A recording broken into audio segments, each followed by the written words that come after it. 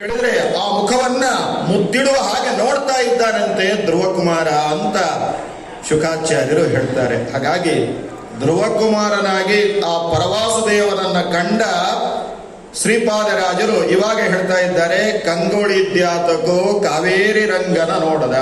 ಹಾಗಾಗಿ ಒಂದೊಂದು ಶೀರ್ಷಿಕೆಗೆ ಇಷ್ಟು ರೀತಿಯಾಗಿರತಕ್ಕಂತಹ ಪೌರಾಣಿಕ ಅಂಶಗಳಿರಬೇಕಾದ್ರೆ ಇನ್ನು ಇಡೀ ಪೂರ್ತಿಯಾದ ಅವರ ಕೃತಿಗಳನ್ನು ಅಧ್ಯಯನ ಮಾಡಿದಾಗ ಪುಟ ಅಲ್ಲ ಸಂಪುಟಗಳನ್ನೇ ಮಾಡಬೇಕಾಗತ್ತೆ.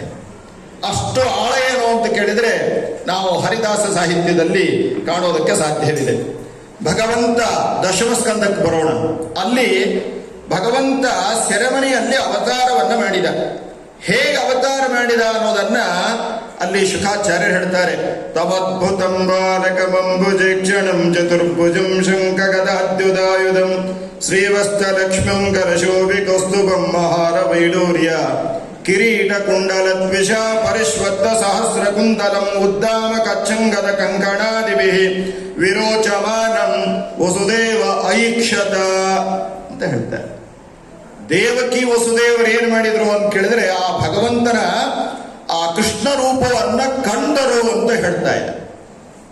ಅದು ಸಾಮಾನ್ಯವಾದ ಕಣ್ಣಿನಿಂದ ಕಾಣಿಲ್ಲ. ದಿವ್ಯಂ ದದಾಮಿತೆ ಚಕ್ಷು ಅಂತ ಹೇಳಿದ ಹಾಗೆ ದಿವ್ಯವಾದ ಕಣ್ಣಿನಿಂದ ಕಂಡಾರೆ. ಕಂಡಾದ ಮೇಲೆ ಸ್ತೋತ್ರವನ್ನು ಮಾಡ್ತಾರೆ. ಸ್ತೋತ್ರ ಮಾಡಿ ಆದ ಮೇಲೆ ವಸುದೇವ ದೇವಕಿಯರು ಹೇಳ್ತಾರೆ, ಸಾಕು ಸಾಕು ಭಗವಂತ, ನಿನ್ನ ಈ ರೂಪವನ್ನು ನೋಡ್ಲಿಕ್ಕೆ ಆಗ್ತಾ ಇಲ್ಲ, ಉಪಸಂಹಾರ ವಿಶ್ವಾತ್ಮನ್ ಅಂತ ಕೇಳ್ತಾರೆ. ಈ ನಿನ್ನ ರೂಪವನ್ನು ಮರೆಮಾಚು. ಕಾಣದೇ ಇದ್ದದ್ದನ್ನು ಮರೆಮಾಚು ಅಂತ ಹೇಳಿಕ್ಕಾಗತ್ತಾ? ಕಂಡದ್ದನ್ನ ಮರೆಮಾಚು ಅಂತ ಹೇಳಿಕ್ಕಾಗತ್ತೆ. ಹಾಗಾಗಿ ವಸುದೇವ ದೇವಕಿಯರು ಆ ಭಗವಂತನನ್ನು ಪರಾತ್ಪರ ಪರವಾಸುದೇವನನ್ನ ಕಂಡಿದ್ದಾರೆ. ಕಂಡು ಹೇಳ್ತಾ ಇದ್ದಾರೆ, ಸ್ತೋತ್ರವನ್ನು ಮಾಡಿದ್ದಾರೆ. ಶುಕಾಚಾರ್ಯ ಸ್ಪಷ್ಟವಾಗಿ ಹೇಳ್ತಾರೆ, ವಸುದೇವ ಐಕ್ಷತ ಅಂತ ಹೇಳಿ ಭಗವಂತ ನನ್ನ ಕಂಡ ಸ್ತೋತ್ರವನ್ನ ಮಾಡಿದ್ದಾರೆ. ಭಾಗವತ ದಾಖಲೆಯನ್ನ ಮಾಡ್ತಾ ಇದೆ. ಈ ಹಿನ್ನೆಲೆಯಲ್ಲಿ ಶ್ರೀಪಾದರಾಜರು ಹೇಳ್ತಾರೆ, ಕಂಗೊಳಿದ್ಯಾತಕೋ ಕಾವೇರಿ ರಂಗನ ನೋಡದ ಅಂತ ಹೇಳ್ತಾರೆ. ಈ ಕಂಗಳಿರೋದು ಯಾಕೆ ಇವತ್ತಿನ ಕಲಿಯುಗದಲ್ಲಿ ಯಾಕೆ ಇದನ್ನು ನಾವು ಅನ್ವಯಿಸ್ಕೊಳ್ಬೇಕು ಅಂದ್ರೆ, ದೇವರು ಒಂದನ್ನು ಬಿಟ್ಟು ಇನ್ನೆಲ್ಲವನ್ನೂ ನೋಡುತ್ತೇವೆ, ನೋಡಬಾರದ್ದನ್ನು ನೋಡುತ್ತೇವೆ. ಆದರೆ ಶ್ರೀಪಾದರಾಜರಂತಾರೆ, ನಿಮ್ಮ ಕಣ್ಣುಗಳಿರೋದು ಯಾವುದಕ್ಕಪ್ಪ ಅಂದ್ರೆ ದೇವರನ್ನ ನೋಡೋದಕ್ಕಪ್ಪ, ಎಂದಿಗಾದರೂ ಒಮ್ಮೆ ಇದನ್ನ ನೋಡ್ರಪ್ಪ ಅಂತ ಹೇಳ್ತಾರೆ. ಹಾಗಾಗಿ ಅಂತಾರೆ ಇದು ಒಂದು ಅಂಶ. ಇನ್ನು ಕಾವೇರಿ ರಂಗನ ನೋಡದ ಅಂತ ಹೇಳ್ತಾರೆ ಶ್ರೀಪಾದರಾಜರು. ಯಾರು ಈ ಕಾವೇರಿ ರಂಗ? ಮತ್ತೆ ಪುರಾಣಕ್ಕೆ ಬರಬೇಕು. ಕಂಗೊಳಿದ್ಯಾತಕೋ ಕಾವೇರಿ ಅನ್ನುವಾಗ ಏನು ಪೌರಾಣಿಕ ಅಂಶಗಳಿದೆ ಅನ್ನೋದನ್ನು ನೋಡಿದ್ದೇವೆ. ಇದೀಗ ಕಾವೇರಿ ರಂಗನ ನೋಡದ ಅಂತ ಹೇಳ್ತಾರೆ. ಅವರ ಉಪಾಸ್ಯ ಮೂರ್ತಿ ರಂಗವಿಠಲ. ಆದ್ದರಿಂದ ರಂಗನನ್ನ ಬಹಳ ಕೊಂಡಾಡ್ತಾರೆ ಅವರು. ಆದ್ದರಿಂದ ಕಾವೇರಿ ರಂಗ ಯಾರು? ಅದಕ್ಕೆ ಬ್ರಹ್ಮಾಂಡ ಪುರಾಣ, ಪದ್ಮ ಪುರಾಣಗಳು ನಿರೂಪಣೆಯನ್ನ ಮಾಡ್ತಾ ಇದ್ದಾವೆ. ಆದ್ಯಂ ಸ್ವಯಂ ವ್ಯಕ್ತಮಿದಂ ವಿಮಾನಂ ರಂಗಸೌಜ್ಞಿತಂ ಶ್ರೀಮುಷ್ಣಂ ವೆಂಕಟಾದ್ರಿಶ್ಚ ಶಾಲಗ್ರಾಮಶ್ಚ ನೈಮಿಷಂ ತೋತಾದ್ರಿಃ ಪುಷ್ಕರಂ ಚೈವ ನರನಾರಾಯಣಾಶ್ರಮಂ ಅಷ್ಟೌ ಮೇ ಮೂರ್ತಯಃ ಸಂತಿ ಸ್ವಯಂ ವ್ಯಕ್ತ ಮಹೀತಲೆ ಎಂಬುದಾಗಿ. ಇದಕ್ಕೆ ಶ್ರೀರಂಗನನ್ನ ಶ್ರೀಪಾದರಾಜರು ಸ್ತೋತ್ರ ಮಾಡಿದ್ದಕ್ಕೆ ಬ್ರಹ್ಮಾಂಡ ಹಾಗೂ ಪದ್ಮ ಪುರಾಣದ ದಾಖಲೆ ಇದೆ. ಆದ್ಯಂ ಸ್ವಯಂ ವ್ಯಕ್ತಂ ಇದಂ ಅಂತ ಹೇಳ್ತಾರೆ. ಮೊದಲು ವ್ಯಕ್ತವಾದದ್ದು. ಆ ರಂಗನಲ್ಲೂ 3 ರಂಗ ಇದೆ. ಒಂದು ರಂಗನನ್ನೇ ತಿಳ್ಕೊಳ್ಳದೆ ಇರೋರು ನಾವು. ಹೀಗಿರುವಾಗ ಶ್ರೀಪಾದರಾಜರು ಹೇಳ್ತಾರೆ, ಬ್ರಹ್ಮಾಂಡ ಪುರಾಣ ಹೇಳ್ತಾ ಇದೆ ಆದಿರಂಗ, ಶ್ರೀರಂಗಪಟ್ಟಣ ಹಾಗೂ ಮಧ್ಯರಂಗ ಅಂತ ಹೇಳಿ. ನೋಡಿ, ವಿಶೇಷ ಏನು ಅಂದ್ರೆ ಶ್ರೀರಂಗಪಟ್ಟಣದ ರಂಗನಾಥನನ್ನ ದೂರ್ವಾಸರು ಪ್ರತಿಷ್ಠೆ ಮಾಡಿದ್ದಾರೆ. ಇದಕ್ಕೆ ಪೌರಾಣಿಕ ಹಿನ್ನೆಲೆ ಇದೆ. ಆಮೇಲೆ ಶಿವನ ಸಮುದ್ರದಲ್ಲಿ ಇರತಕ್ಕಂತಹ ರಂಗನಾಥನನ್ನ ದೇವೇಂದ್ರ ಪ್ರತಿಷ್ಠಾಪನೆ ಮಾಡಿದ್ದಾನೆ. ಇದಕ್ಕೂ ಸ್ಕಂದ ಪುರಾಣದ ದಾಖಲೆ ಇದೆ. ಅಂತ್ಯರಂಗದ ರಂಗನಾಥ ಸ್ವತಃ ಭಗವಂತನೇ ಅಲ್ಲಿ ಬಂದು ನಿಂತಿದ್ದಾನೆ.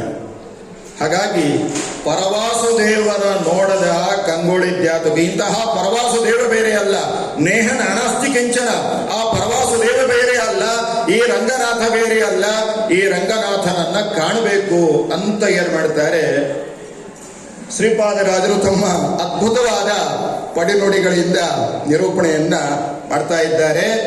ಜೊತೆಗೆ ಇನ್ನೊಂದು ಮಹತ್ವ, ಯಾಕೆ ಕಾವೇರಿ ರಂಗ ಅಂತ ಹೇಳಿದ್ರು ಅಂತ ಕೇಳಿದ್ರೆ ಅದಕ್ಕೂ ಒಂದು ಪ್ರಮಾಣ ಇದೆ.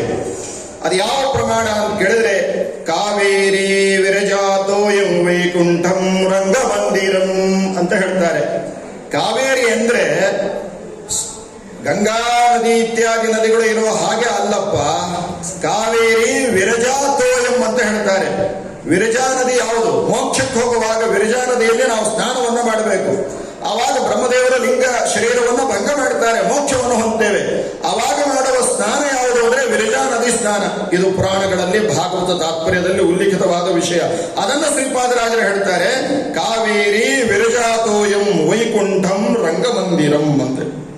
ಕಾವೇರಿ ಬೇರೆ ಅಲ್ಲ, ಅದಕ್ಕೆ ಹೇಳ್ತಾರೆ ಹರಿಪಾದೋದಕ ಸಮ ಕಾವೇರಿ. ಏನಿದ್ರ ಅರ್ಥ? ಹರಿಪಾದೋದಕ ಸಮ ಕಾವೇರಿ ಅಂದ್ರೆ ಏನರ್ಥ? ಸ್ಪ್ಲಿಟ್ ಮಾಡಿ ಸರಿಯಾಗಿ ಮಾಡ್ಬೇಕ್ರಿ. ಹರಿಪಾದೋದಕ ಅಂದ್ರೆ ಪರಮಾತ್ಮನ ಪಾದದಿಂದ ಅವತಾರ ಮಾಡಿದ ಗಂಗೆ. ಆ ಗಂಗೆಗೆ ಸಮಾನವಾದದ್ದು ಯಾವುದು ಅಂದ್ರೆ ಕಾವೇರಿ ನದಿ.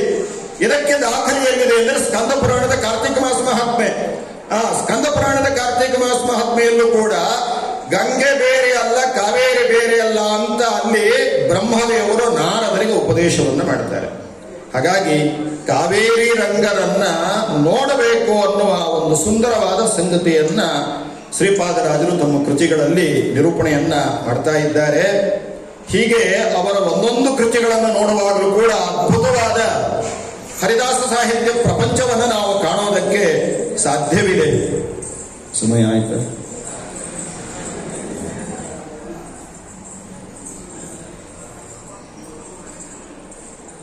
ಆಮೇಲೆ ಇನ್ನೊಂದು ಪದ್ಯ ಶ್ರೀಪಾದರಾಜರು ಹೇಳ್ತಾರೆ, ಹರೇ ವೆಂಕಟ ಶೈಲವಲ್ಲಭ ಪೊರೆಯಬೇಕು ಎನ್ನ ಅಂತ ಹೇಳ್ತಾರೆ.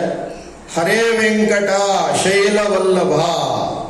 ನೋಡಿ, ಭಗವಂತ 10 ಅವತಾರಗಳನ್ನು ತಳೆದವ. ಆ ವೆಂಕಟೇಶನ ಮಹಿಮೆಯನ್ನ ಬ್ರಹ್ಮಾಂಡ ಪುರಾಣ, ಪದ್ಮಪುರಾಣ, ಭವಿಷ್ಯೋತ್ತರ ಪುರಾಣ, ವಾಯು ಪುರಾಣ ಇವೆಲ್ಲವೂ ಕೂಡ ಬಹಳ ಸೊಗಸಾಗಿ ನಿರೂಪಣೆಯನ್ನು ಮಾಡಿದ್ದಾರೆ. ಹರಿದಾಸರ ಆರಾಧ್ಯ ದೈವ ಯಾರು ಅಂದ್ರೆ ಶ್ರೀನಿವಾಸ, ವೆಂಕಟ. ಆ ವೆಂಕಟನನ್ನ ಶ್ರೀಪಾದರಾಜರು ಹರೇ ವೆಂಕಟ ಶೈಲವಲ್ಲಭ, ಶೈಲವಲ್ಲಭ ಅಂತ ಕರೆದ್ರು. ಯಾಕೆ? ಭವಿಷ್ಯೋತ್ತರ ಪುರಾಣ ಹೇಳ್ತಾ ಇದೆ, ಯುಗಕ್ಕೆ 4 ಯುಗಗಳ ಇತಿಹಾಸ ಇದೆ. ಈ ಪರ್ವತಕ್ಕೆ 4 ಯುಗಗಳ ಇತಿಹಾಸ ಇದೆ. ಕೃತೆ ವೃಚಾದ್ರಂ ವೃಕ್ಷಂತಿ ತ್ರೇತಾಯಾಮ್ ಅಂಜರಾಚಲಂ ದ್ವಾಪರೇ ಶಿಶಿ